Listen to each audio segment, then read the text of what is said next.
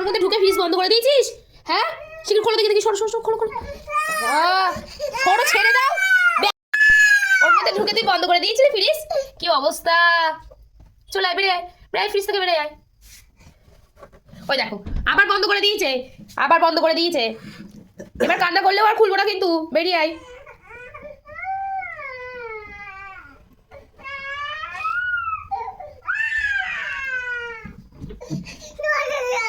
কেন দরজা দিয়ে দেবে কেন? দরজা দিচ্ছ কেন? আবার দরজা দিয়ে দেয়। এবারে মামায় চলে যাবো। টাটা, মামায় চলে যাচ্ছি।